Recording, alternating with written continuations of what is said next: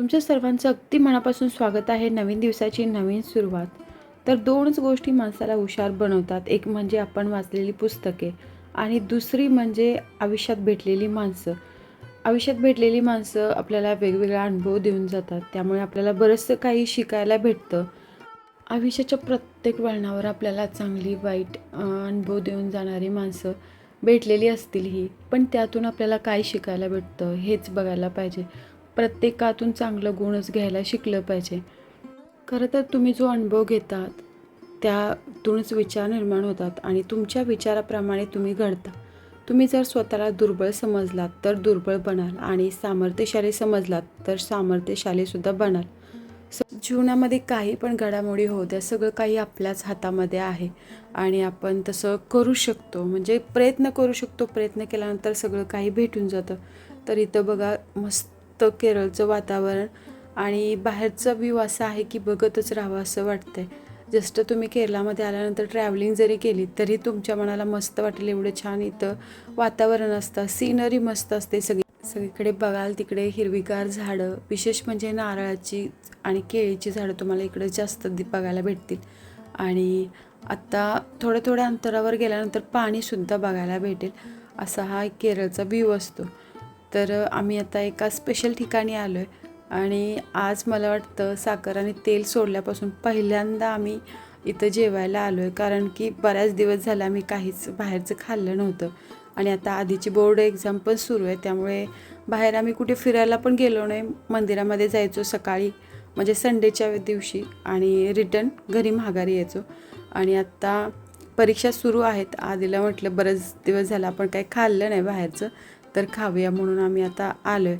30 दिवस आमचे पूर्ण झाले आणि 30 दिवसामध्ये आम्हाला जे काही अचीव करायचं होतं, आम्ही कशासाठी हे सगळं केलं होतं ते सगळं म्हणजे झालं आहे आमच्या हातून. तर तो व्हिडिओ तुम्ही बघितला नसेल तर नक्की बघा. आणि आम्ही आत्ता जरी संडेला वगैरे बाहेरचं खात असलो तरी घरी आम्ही हेल्दी भरपूर खातो आहे. त्यामुळे सगळं काही मॅनेज करता येतं आम्हाला. तर इथं आम्ही एका स्पेशल ठिकाणी मासे खाण्यासाठी आलो आहे. तर इथं माशाचं प्रकार छान भेटतात. फ्रेश जेवण बनवून भेटतं. आणि इथं आम्ही छोटं जे मासे असतात ना ते घेतलेत आणि इथं आधीसाठी चिकन रोस्ट आणि कप्पा घेतलेला आहे. इथे एक आपला रताळ्यासारखाच प्रकार आहे कप्प्याचा. आणि इथं आहे केरळाचा स्पेशल भात मोठावाला. त्याच्याबरोबर मला अप्पम घेतले कारण मला जास्त भात आवडत नाही. आणि माझं फेवरेट फिश घेतलेलं आहे. त्याला पोळची मीन असं म्हणतात. तर मी दाखवते. केळीच्या पानामध्ये रोस्ट करतात. मस्त चव असते, अप्रतिम चव असते. करीमीन पोळची असं म्हणतात त्याला. म्हणजे आम्ही करीमीन घेतलेत. माशाचे वेगवेगळे प्रकार इथं भेटतात. जे कोणी केरळाचे असतील त्यांना माहीत असेल.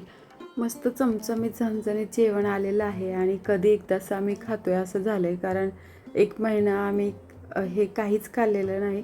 म्हणजे फिश आम्ही बनवले 2-3 वेळा बिना तेलाचे, पण आता असं हे खाल्लं नव्हतं. तर आता पोट भरून जेवण करणार आहे आणि नंतर इथून मग घरी जाणार आहे. कारण आधीचा उद्याच पेपर आहे. त्यामुळे आम्ही काही कुठे जात नाही. जस्ट जेवण करण्यासाठी इथं आलो होतो. पोट भरून जेवण केलं. इथं बघू शकताय काहीसुद्धा शिल्लक ठेवलेलं नाही. आणि आता जस्ट घराकडे चाललो आहे. तर इथं जर कधी तुम्ही फिरायला आलात तर इथं वेगवेगळ्या पद्धतीचं जेवण भेटतं. तेही करून बघा. स्पेशली केरला थाली नक्की खावा. म्हणजे त्याच्यामध्ये वेगवेगळ्या भाज्या असतात. भात आणि बरोबर भरपूर भाज्या असतात. आणि नाश्त्याचे भरपूर प्रकार आहेत. इथं वेगवेगळ्या पद्धतीचा नाश्ता भेटतो. आणि जाताना इकडे तिकडे जाताना केरळाची घरं बघायला विसरू नका. प्रत्येक घराचं स्ट्रक्चर वेगवेगळं आहे आणि मस्त घरं असतात. इथली लोकं ना घरं आणि आयुष्यामध्ये जास्त राहतात मला वाटतं. प्रत्येकाच्या कपॅसिटीपेक्षा जास्त चांगली घरं त्यांची इथं असतात. आणि घर किंवा गाडी नॉर्मल आहे इथे केरळामध्ये. मी एवढी माहिती कशासाठी सांगते की आपण गाडी घ्यायची म्हटलं तर किती विचार करतो. घर बांधायचं म्हटलं तरी भरपूर विचार करतो. पण इथं तसं नाही. इथं जरी स्टाफ म्हणून काम करत असले तरी त्यांचं घर बघितलं तर आपल्याला वाटणारसुद्धा नाही की आपल्या स्टाफचं घर आहे. म्हणजे एवढं व्यवस्थित आणि एवढं मोठं आलिशान घर ते बांधतात. म्हणजे इथली लोकं घरासाठी आणि गाडीसाठी आरामशीर राहण्यासाठी जास्त पैसे खर्च करतात मला वाटतं. आणि एकदा का ते घर वगैरे व्यवस्थित झालं, गाडी झाली का मग नंतर कष्ट पण भरपूर करतात आणि विशेष म्हणजे पती पत्नी दोघंही जॉब करतात. त्यामुळे काय होतं की काही घरामध्ये त्यांना घ्यायचं असेल तर काहीच कमी पडत नाही. आणि केरलामधली मला वाटतं जवळजवळ 90% लोकं बाहेरच आहेत. म्हणजे प्रत्येक घरातली कोणी ना कोणी बाहेरच्या कंट्रीमध्ये राहतं. एवढं म्हणजे बाहेरच्या देशात लोकं इथली सेटल झालेले आहेत आणि त्यामुळे पैशाचा सुद्धा त्यांना काही प्रॉब्लेम येत नाही.